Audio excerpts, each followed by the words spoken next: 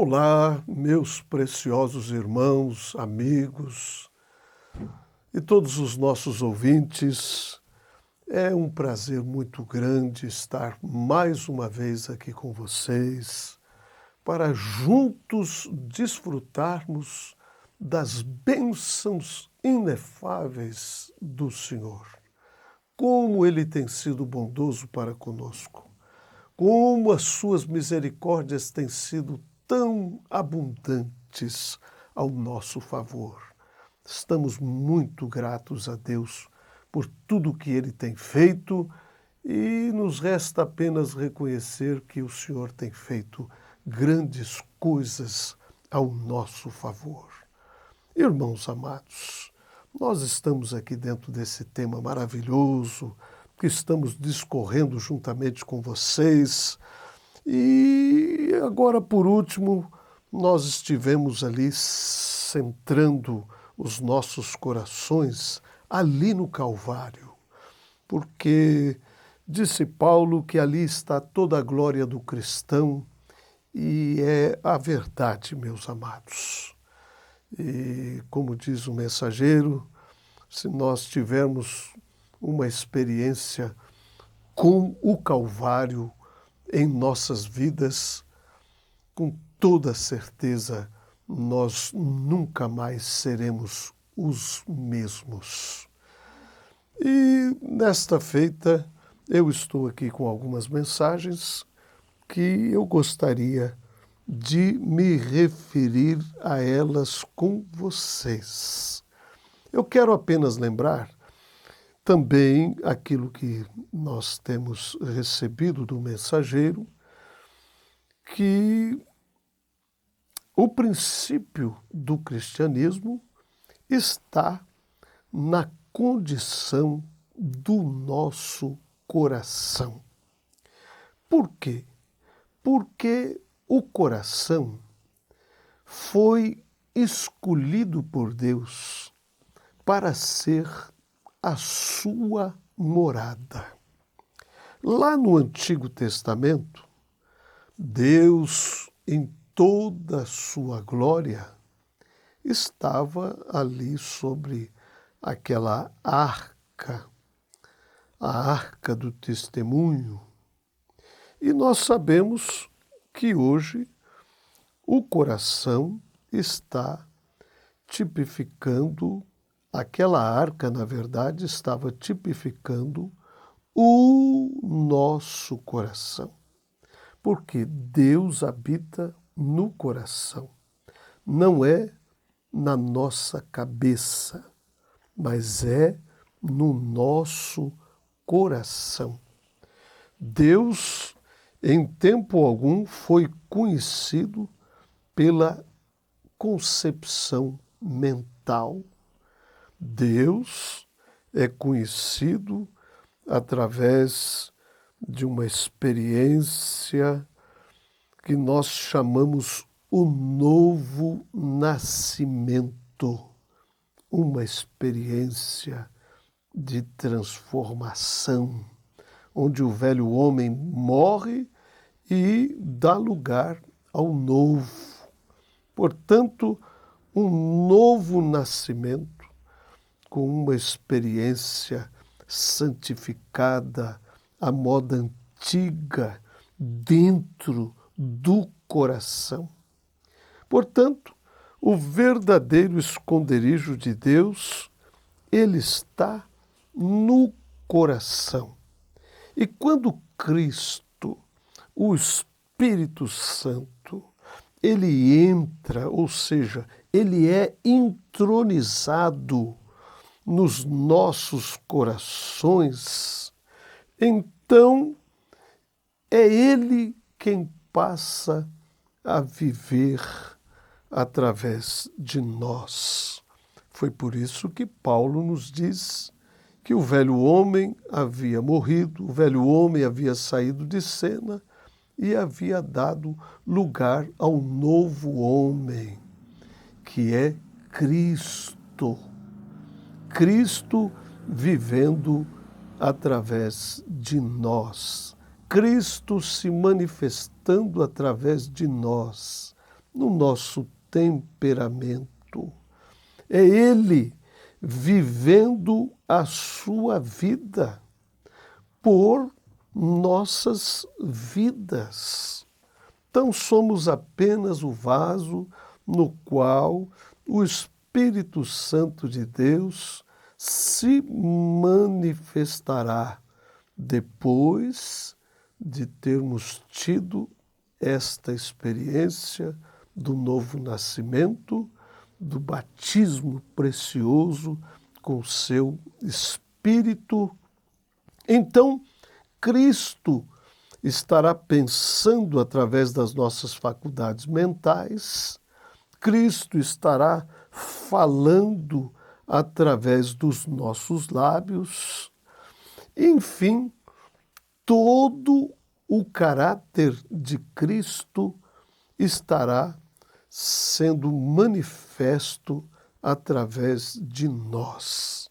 Portanto, os seus desejos, a sua atitude, o seu apetite, tudo será Cristo. Ou seja, Cristo está em você. Eu estou aqui também com a mensagem Demonologia, estado religioso, e nós encontramos o mensageiro dizendo as seguintes palavras: Deus não está em grandes palavras, Deus está num coração honesto.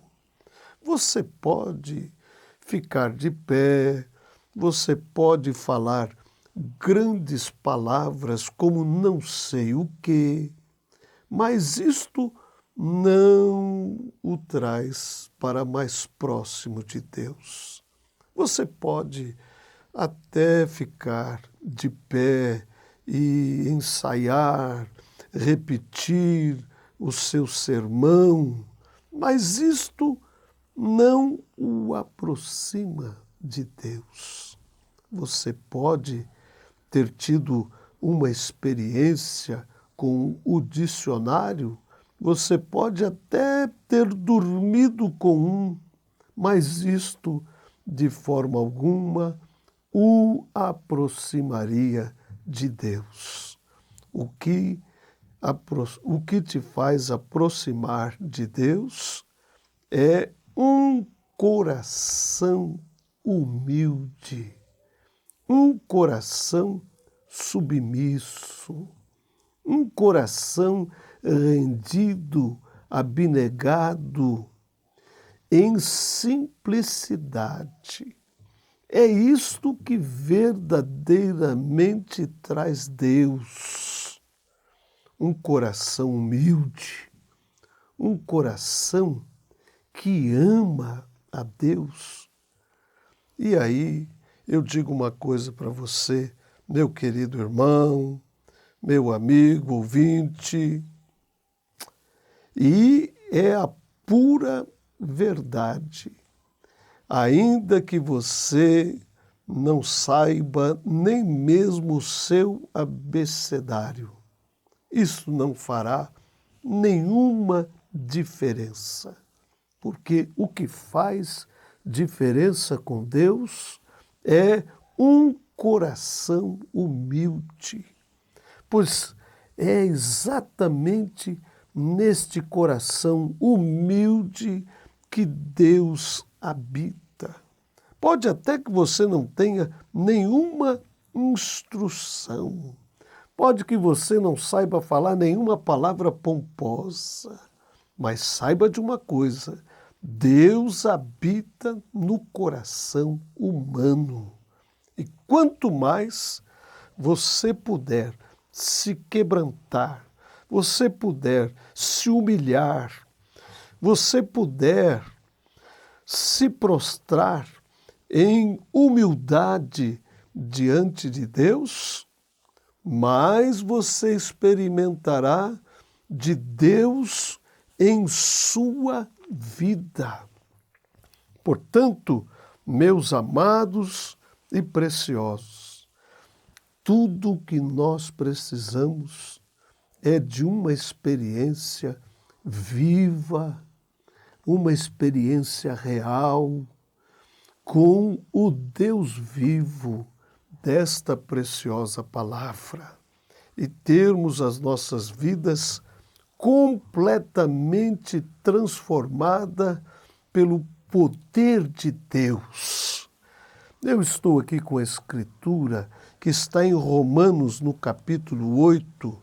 Eu amo muito esta escritura. Mas antes disto, eu quero mostrar para vocês algo aqui que é verdadeiramente muito precioso. E está aqui na mensagem ao nascer do sol.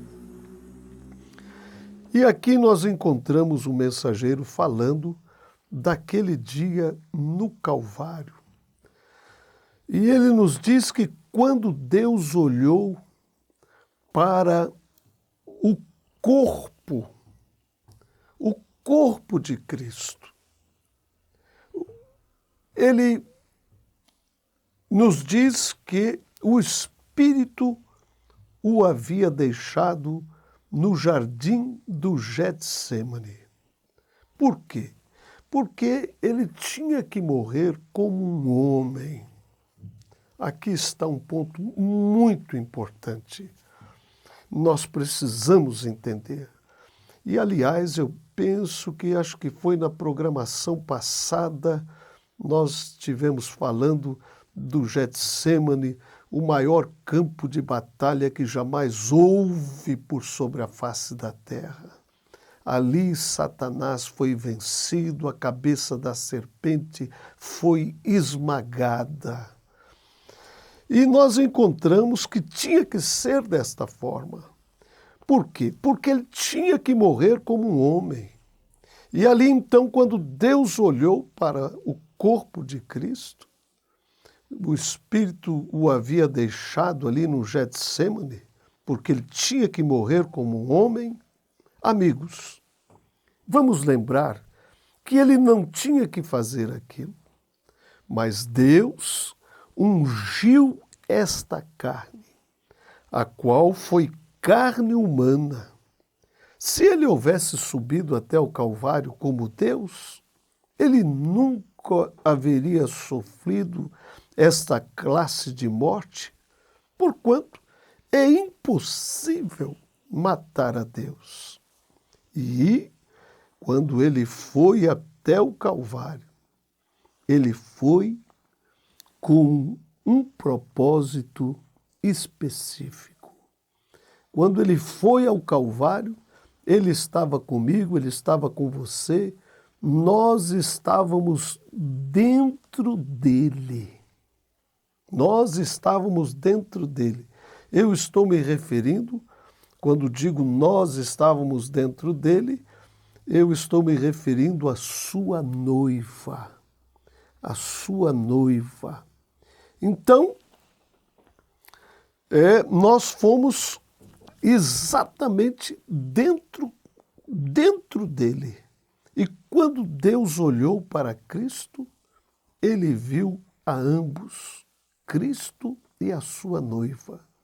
Ali estava o espírito masculino e o espírito feminino, falando exatamente do Éden, do primeiro Adão, que estava ali e ele fez cair um sono profundo. Então, tudo aquilo já era um tipo, tudo aquilo já estava falando do Calvário. E nós sabemos que o propósito do Calvário foi tirar de dentro de Cristo a sua noiva. Portanto, isto nos leva a entender que a noiva de Cristo, ela foi feita do mesmo material que o noivo foi feito. O noivo é o noivo palavra. Portanto, a noiva não pode ser outra coisa a não ser a noiva palavra. Então, Deus não havia separado a noiva do noivo ainda, Mas quando Deus olhou sobre o corpo de Cristo, ele viu o masculino e viu também o feminino. E olha aqui, queridos, tudo foi redimido num só corpo. São um só, são o mesmo. A mesma palavra que fala do noivo, fala também da noiva.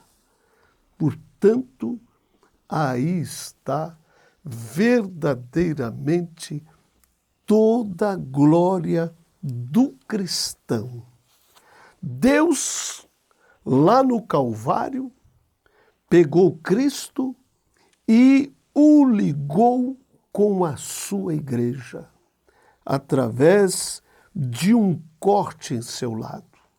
Ele trouxe o sangue que limpa, que santifica a carne da igreja e coloca o Espírito do Deus vivo que ele tirou lá na cruz e ele o coloca em cada indivíduo que foi chamado, foi predestinado, pré-ordenado por Deus para compor o corpo da sua noiva. Então, eles são um. Eles se tornam um. Cristo e você, Cristo e eu, nos tornamos um. E assim como Deus e Cristo eram um, eu e o Pai somos um, assim também a noiva de Cristo é um com Ele. E aí você entende quando o mensageiro nos diz lá na mensagem A Fé Perfeita, quando um homem vive por fé e caminha por fé, então ele está à parte de todo mundo. Ele chega a ser uma nova criatura em Cristo. Então chegamos ao material para formar a noiva. Esta é a condição para sermos raptados. Então, você pode ver que tudo isto está perfeitamente ligado. Então, lá no Calvário, eu quero que você tenha o Calvário como o maior destaque para a sua vida, porque foi lá, foi naquele dia no Calvário que Deus consumou a sua obra de redenção. Foi lá no Calvário, quando Deus desceu e tomou o corpo do seu próprio Filho, o qual ele outrora havia habitado. E ele o rasgou ali no Calvário, o seu próprio Filho, sangrando, ferido, e ali aquela lança o rasgou, o sangue jorrou, e ele disse: Pai, em tuas mãos eu entrego o meu espírito. Inclinou a sua cabeça, a terra tremeu, os raios lampejaram, trovões rugiram. O que Deus estava fazendo? Deus estava escrevendo o seu pacto eterno. E ele, quando tirou o corpo de seu filho da sepultura no primeiro dia da semana e o levou ao céu, e o colocou lá como um sumo sacerdote, e está lá como um memorial, assentado perfeito para sempre. E ele pegou o seu espírito, o espírito que ele havia tirado daquele corpo e o enviou de volta para a sua igreja, o enviou de volta para a sua noiva. É por isso que esta igreja, que a noiva de Cristo, ela terá que ter o mesmo Espírito que estava naquele corpo. Veja, o mesmo Espírito que estava no corpo de Cristo tem que ser o mesmo Espírito que tem que estar na noiva de Cristo. Veja,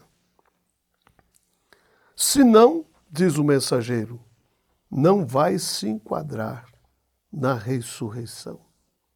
E estas duas peças devem se encaixar perfeitamente.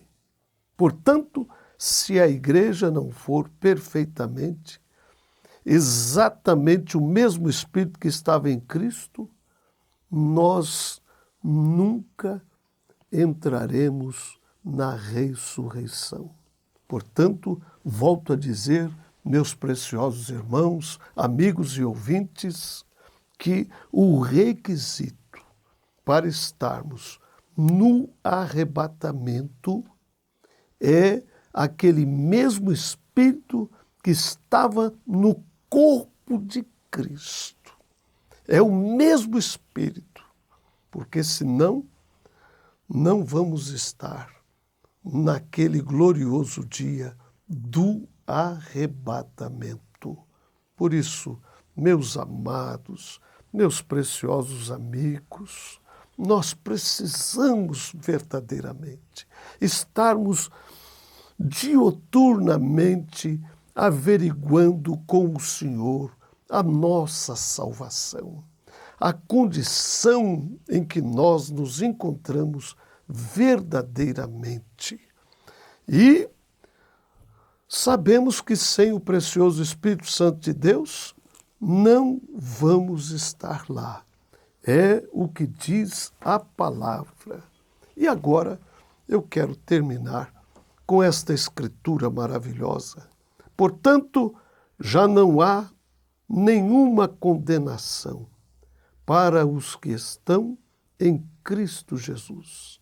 Pois em Cristo Jesus, a lei do Espírito que dá vida os libertou da lei do pecado que leva à morte. A lei não era capaz de nos salvar por causa da fraqueza da nossa natureza humana. Por isso, Deus fez o que a lei era incapaz de fazer ao enviar o seu Filho na semelhança de nossa natureza humana pecaminosa e apresentá-lo como um sacrifício pelo nosso pecado. Com isso, declarou o fim do domínio do pecado sobre nós, de modo que nós, que agora não seguimos mais a natureza humana, mas sim o Espírito, possamos cumprir as justas exigências da lei. Aqueles que são dominados pela natureza humana pensam em coisas da natureza humana, mas os que são controlados pelo Espírito pensam em coisas que agradam o Espírito. Portanto, permitir que a natureza humana controle a mente resulta em morte, mas permitir que o Espírito controle a mente resulta em vida e paz. Pois a mentalidade da natureza humana é sempre inimiga de Deus. Nunca obedeceu às leis de Deus e nunca obedecerá. Por isso, aqueles que ainda estão sob o domínio de sua natureza humana, ou seja, ainda não tiveram uma experiência de uma vida nova com Cristo, não podem agradar a Deus. Vocês, porém, não são controlados pela natureza humana, mas pelo Espírito, se de fato o Espírito de Deus habita em vocês. Se alguém não tem o Espírito de Deus, ele não pertence a Deus. Isso é forte.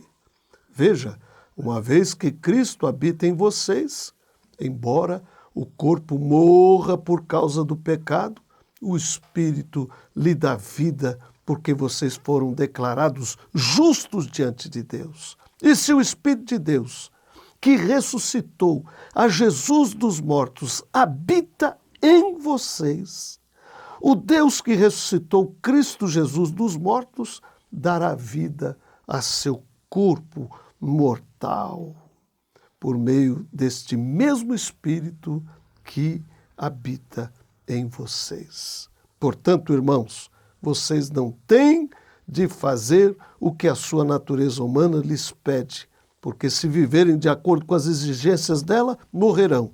Se, contudo, pelo poder do Espírito, fizerem morrer as obras do corpo, viverão, porque todos que são guiados pelo Espírito de Deus são filhos de Deus.